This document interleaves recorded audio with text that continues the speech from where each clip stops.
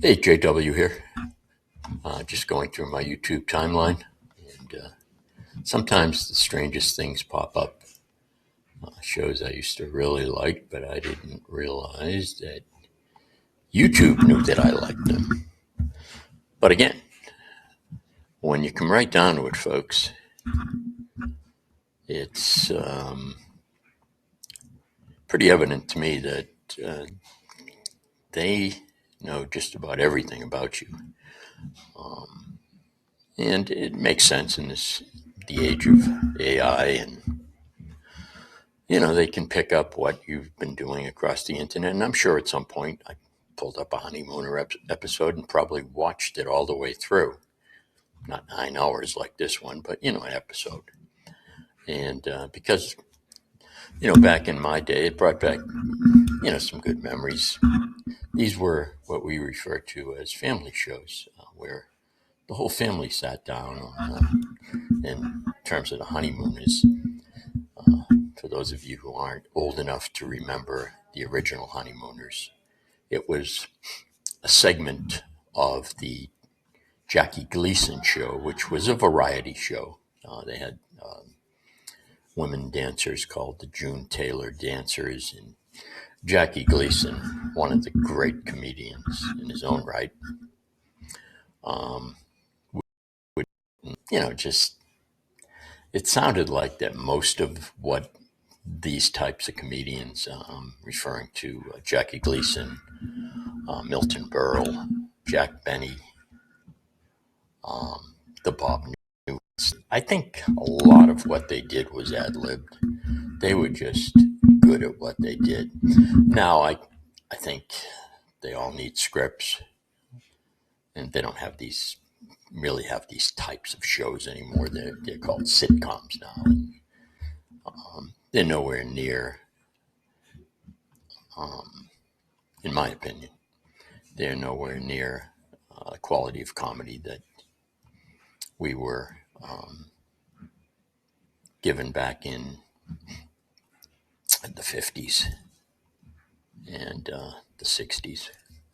There's some serious comedy going on back then, and there were variety shows. Dean Martin had a variety show. It was hilarious. He'd regularly have guests on, like Tim Conway and Don Rickles, Bob Newhart. Really classic comedians. And I know a lot of people are probably saying, "This guy, what's he's old as Methuselah?" I'm not that old, but I'm old. But I'm not ancient. But I was a child back then. I was, I'm talking in the 50s when I was watching these shows. I was probably 8 years old.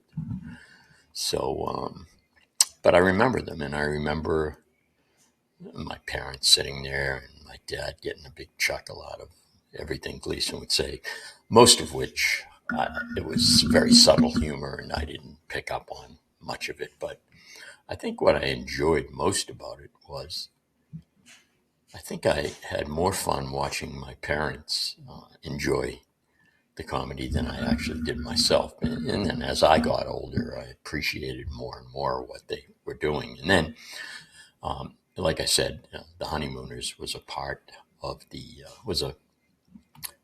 part of the Jackie Gleason show. It was usually the latter part. They'd start off where Gleason would come out. He would do, a comedy bit, and then he would bring out a couple of guests, sometimes a musical guest, sometimes another comedian. And then in the second half, we would get to see an episode of The Honeymooners with Jackie Gleason, Art Carney, Audrey Meadows, and Trixie, who was Art Carney's wife. Art Carney was Ed Norton in the Honeymooners, and Trixie was his wife. And just some good stuff, good, honest family comedy. And you would, and then Jackie Gleason played another character on the show. It wasn't the Honeymooner episode, but he would utilize that character sometimes in the um, in the character he played on the Honeymooners, and it was called The Poor Soul, and it was almost a meme, almost like a Charlie Chaplin imitation. At least that's the way I saw it anyway. And so this stuff, Ralph Crimson was the character Jackie Gleason played on the Honeymooners, and Ed Norton was the character that Art Carney played. And it was, they were superb comedians and actors in their own right. Both, by the way, both of them were very good, serious actors as well. Jackie Gleason had a pretty long list. Art Carney did as well. He was a superb actor. What's the matter? If I'm not mistaken, I think Art Carney might have hailed from the area I live in, the Massachusetts area. I'm not certain of that, but I kind of recall that he did. And Jackie Gleason was just, I think if you got together a group of comedians from any era, who are really good, they would maybe tell you that this guy had some influence on them. He's just, I think, if you go to school, if you went to school for comedy, he would be the, what's the word I'm trying to think of? He would be the type of person who would be held up as the standard for great comedy and facial expressions and movements and just the subtlety of his comedy and his facial expressions were classic. He didn't even have to say a word, and he could have you in stitches with laughter. Art Carney, same thing. They just had that subtleness that only the great ones have. Dean Martin was another one. I just can't say enough about the style of comedy that these guys brought to the forefront for these shows, and that's because that's why you have great memories of comedians like these guys. Now, a lot of you out there, I'm sure, are a lot younger than I am, and you probably have seen clips of some of the people I'm talking about. But at the time it was occurring, they were the standard. And in my opinion, they are still the standard by which I measure comedians of today, especially those comedians in sitcoms. I think, with few exceptions, most of the sitcoms today are garbage. Again, I don't want to sound like I'm criticizing a generation of people. I'm not. Just like my generation, we had wonderful comedy, but we had nothing to do with it. We were fortunate to have the type of talent we had back then. Let me just pull this up and give you an example. You looked a little strange, that's all. I didn't know it was you at first. What'd you expect to come out of the sewer? The man in a gray flannel suit? Boy, that outfit is certainly a doozy. Well, come on, let's eat our lunch. I ain't got no lunch. My lunch is back in Brooklyn. What'd you forget to bring it? No, I didn't forget to bring it. I dropped it on the job here. If I'm any judge of currents, it's back in Brooklyn right now. Don't worry about it, pal. You can eat my lunch. I'm not hungry anyway. Wait a minute. When you offer me your lunch, it's either one or two things. I made you tuna fish sandwiches, or else you want to borrow money from me. Ham, you want to borrow money. Just so happens, Norton, that I happen to have one of the greatest ideas I've ever had in my life. Yeah? You know that costume party they're running tomorrow night down at the Raccoon's Lodge? Yeah. I know how to win the very first prize, which is $50. So do I. How? I have the best costume. Certainly that.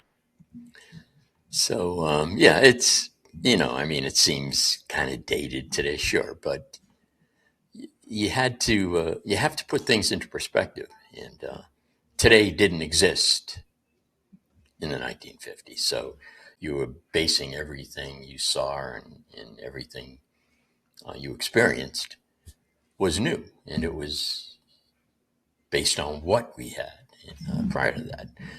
And I think comedy really started to flourish after the war. I mean, there were some great comedians during the war and prior to the war, but there was silent films back then, and in the 30s and 20s, and and they were just starting the talkies, and everything was a little bit, it was a little bit new, and but there's always been wonderful comedians going back to vaudeville. It's where most of the comedians originated from, the Groucho Marx and the Marx Brothers, and different comedians who were Milton Berle.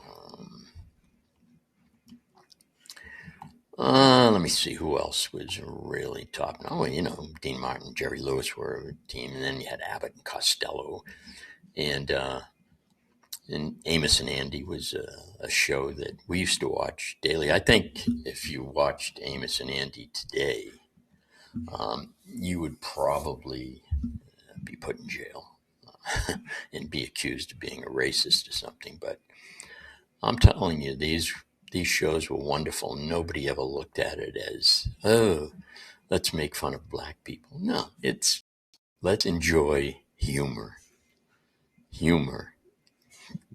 And every time I hear people say they should have canceled that, if you had canceled that show, you would have put some very talented black actors and actresses out of work.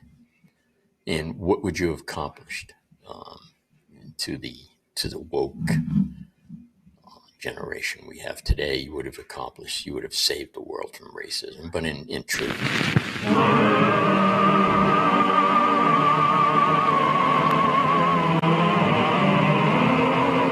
you would have put people good, talented. I remember recently there was I think the woke people decided that Aunt Jemima pancakes commercial was racist, and I remember the woman who played Aunt Jemima, a very talented lady, and she commented that they put her out of work. She lost a lot of money, residuals that she was getting, because they didn't allow them to run those commercials anymore. So who won? Who really wins when something like that? When, I grew up in an area of Boston that was considered, I don't want to use the racist word, but, it was pretty much all white, almost 100% white. Mostly Irish, Lithuanian, Italian, Polish, German, majority Irish. And, over the years, because they didn't think busing was such a great idea, to ship their kids on a bus out of the area they lived in, where there were several local schools the kids were attending, to satisfy some liberal judge who thought he knew better than the parents. So again, and that's been proven to be correct. Were there racists where I lived by today's standards? Sure. There were people who used vulgarity when describing certain races, not only black races, but all races. I mean, where I grew up, they insulted everybody. If you're Irish, they had a name for you. Italian, Polish, black, Puerto Rican, it didn't matter. It was kind of equal in the sense that they were an equal opportunity abuser, I guess you'd say. But it was different times. But the Amos and Andy show was.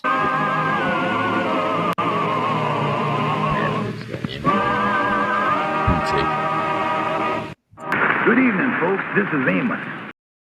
Sure is a beautiful night, ain't it? I remember a moon just like that years ago back in Marietta, Georgia. Yes, sir, it was the night that my old friend, the Kingfish, brought Sapphire Smith home from the charity ball just 20 years ago. Now, Sapphire was the Kingfish's wife. She was also a fine actress. And like I say, they made hundreds of these episodes. And I'm sure those folks are probably mostly dead now. They weren't really young back in the 50s, so I'm guessing they're all dead. But they, I'm sure, throughout their careers and after their careers ended, will to support themselves comfortably based on the residuals they made from making all of these television programs. And I'm sure if you ask them if they would have wanted that taken down, they would have disagreed with you, because they're actors and they know that, you know, back in the day, this is the way different groups spoke. Like when Jackie Gleason and Ed Norton are talking, they're imitating blue collar workers. Their accents, their way they spoke were blue collar workers from New York. You know, worked for Ed Norton worked in the sewer, and Jackie Gleason, Ralph Cramden was a bus driver. So this is the way people in those jobs spoke. Was not meant to be insulting of anyone. It's just the way it was, and this is the way black people in the it was such a wonderful dance, wasn't it, Georgie? And I could dance with you until the cows come home. You lighted a feather. George, wasn't it wonderful the way they played our song, Let Me Call You Sweetheart? Yeah. Honey, let me call you sweetheart forever. George, do you mean that? I never meant nothing more in my life. Oh, George. You know, say what you want. There was real talent back then in just about all quality. And of course, you know, part of the problem today is there are hundreds of cable channels and they need content. There's so much need for comment. Look at YouTube. I mean, you know, constantly. I have a small channel, but I'm constantly looking for content that I think might be interesting to people who subscribe to my channel. And, you know, so I don't feel any pressure because I'm not earning my living through YouTube. But if you're earning your living on cable TV or on YouTube or any other occupation that is internet dependent or media dependent, then, you know, content is everything. If you can create content and do it well, you could become very wealthy just selling your content to media outlets or YouTubers or whatever. And I don't know, do we eventually run out of content? Probably not. I mean, the quality of content is pretty poor, but occasionally you find some really good stuff, and there are some creative people, and those are the people that are doing well. But anyway, I just thought I'd introduce you to some of the things that were popular back in my day and how YouTube, and probably any other site on the internet, picks up on what you like and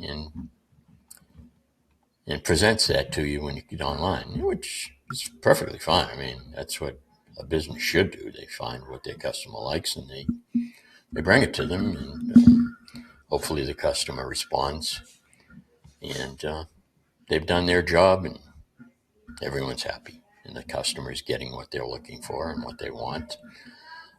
Just be careful as the customer that you don't go down rabbit holes and all of a sudden, you know, you go online to maybe check your email. I'll do a quick check on YouTube, and next thing you know, 3 hours later, and you could have probably put your time to better use.